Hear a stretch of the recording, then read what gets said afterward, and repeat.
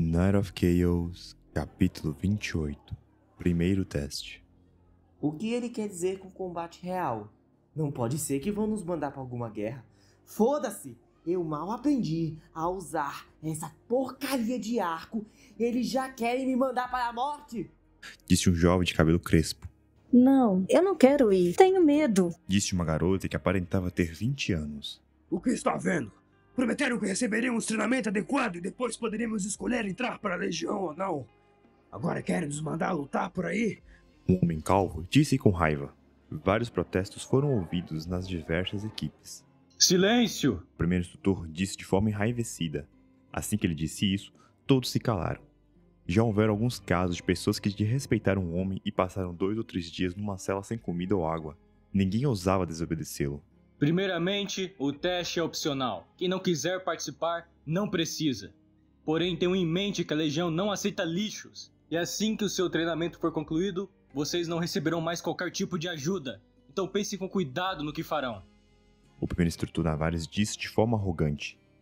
Imediatamente, todos os recrutas se sentiram compelidos e com medo. Afinal, como eles viveriam sem ajuda? Se eles pelo menos conhecessem um mínimo deste mundo, talvez fosse possível. Mas eles estavam presos nessa pequena cidade. O instrutor Navares deu apenas um sorriso zambeteiro. Se esses merdinhas soubessem o que tem lá fora, fariam o que pudessem para entrar na nossa legião. Que seja, nossa missão de treino lhes terá um gostinho. Enfim, chega de papo furado. Vou dar detalhes do seu treinamento agora. Primeiramente, deixe-me apresentar esses senhores. Navares disse, apontando para os 25 homens atrás de si. Todos eles são soldados experientes das diversas guarnições de Vento Amarelo. Eles acompanharão vocês nessa missão de treinamento e lhes ensinarão o básico sobre o combate real, terreno, animais e os diversos perigos das regiões próximas. Assim que Navares disse isso, os diversos recrutas se animaram. Isso não significa que vamos poder sair?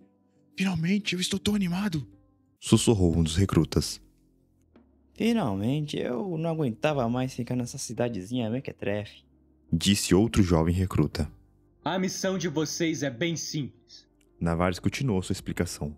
Ultimamente temos tido alguns ataques de goblins negros em nossas rotas de abastecimento de suprimentos e mercadorias vindas de outras fortalezas, cidades e acampamentos. A missão de vocês é caçar essas criaturas. Vocês devem estar se perguntando o que são goblins negros, certo?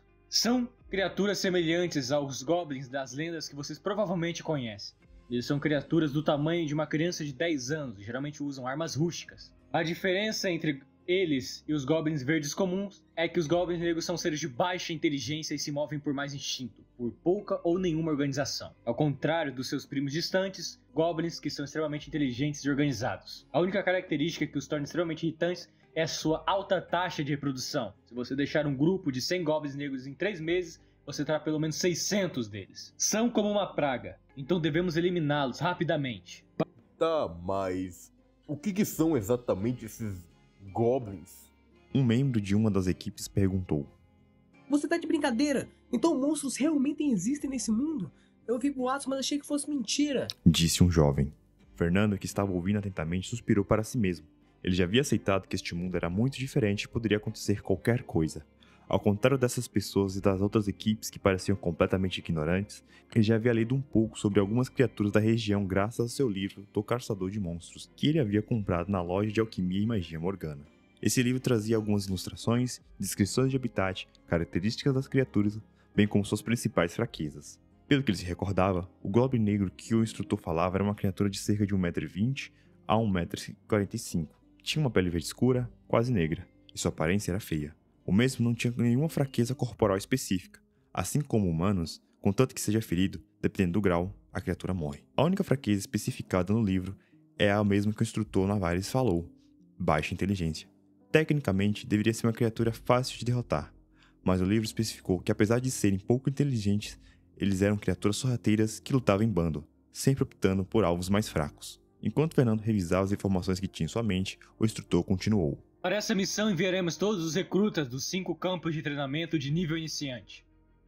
Aqui no primeiro campo de treinamento temos 100 pessoas. Os demais campos de 2 a 4 também tem 100.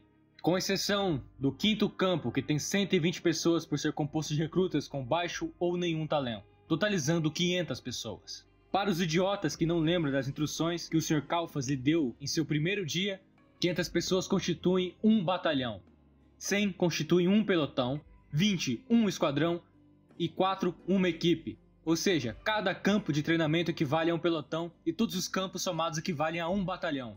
O instrutor explicou com complacência sem se importar se os recrutas acompanhavam as informações. Espera, isso quer dizer que somos um exército de 500 lutando contra criaturas do tamanho de crianças? De alguma forma me sinto muito mais confiante agora. Apesar de estarmos enviando 520 pessoas ao todo, vocês agirão de forma independente entre si. Vocês irão operar em equipes de 4. Cada equipe terá um soldado veterano de uma das 13 guarnições de Vento Amarelo, supervisionando suas ações e zelando pela sua segurança, bem como os orientando. O instrutor continuou a explicação. Assim que ele disse isso, um jovem levantou a mão em sinal de indagação. No início, o instrutor Navarres franziu a testa com desgosto por alguém interrompê-lo e já estava prestes a explodir em insultos. Mas ao ver que se tratava de Josh Norton, ele rapidamente se conteve. Esse rapaz era atualmente o queridinho do conselho do salão de recepção. Ofendê-lo era extremamente imprudente. Josh Norton, meu bom jovem, o que você gostaria de saber? Navarres perguntou de forma mais educada possível. Vendo a forma diferenciada e privilegiada que o primeiro instrutor tratava Josh, os outros recrutas estavam extremamente descontentes. Ao longo das 2 semanas que receberam de treinamento, a equipe 1 era a única que tinha tratamento preferencial. As pessoas perceberam que nem mesmo a equipe 2, de Fernando, recebia tal tratamento.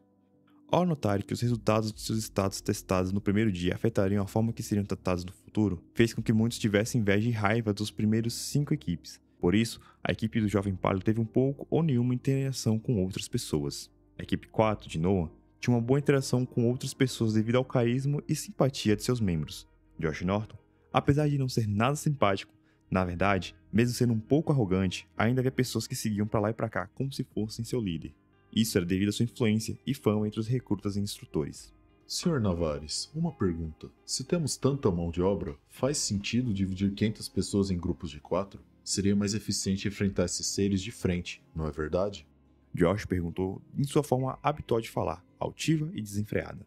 Vendo a pergunta de Josh Norton, Fernando ficou surpreso. Ele não deveria ter dificuldade em acessar uma informação básica dessas como os outros recrutas. Afinal, Josh tinha dinheiro suficiente para comprar livros.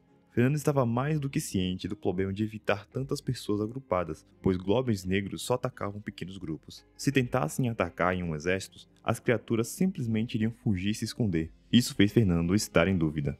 Será que esse cara tá simplesmente desperdiçando seu tempo e não tá estudando sobre coisas básicas? Apesar de estar levemente curioso, Fernando resolveu ignorar.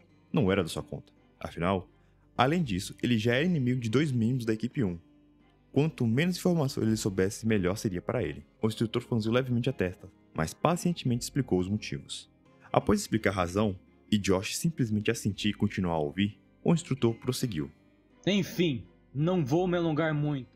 Vocês no primeiro campo irão partir pelo portão norte às 9 horas e seguirão em direção do Vale de Flaviore, que é um dos pontos de maior atividade e avistamento. Vocês se dividirão em equipes e vasculharão a área, exterminando todos os goblins negros que encontrarem. A missão é bem simples e de baixo risco. Vocês têm 2 horas para se preparar. Aqueles que não estiverem no portão norte até as 8h50 serão considerados desistentes.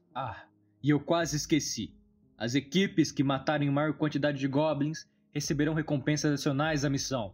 Isso será explicado em detalhes pelo soldado responsável por sua equipe. É isso. Reúnam-se com o membro designado pela sua avaliação e estão dispensados. Assim que Navarres disse isso, ele desceu do palanque e um dos soldados subiu à frente. Soldado de honra da primeira guarnição Thomas Crew apresentando-se. Equipe 1, um passo à frente. O soldado loiro, em armadura negra, disse de uma forma típica em ambientes militares.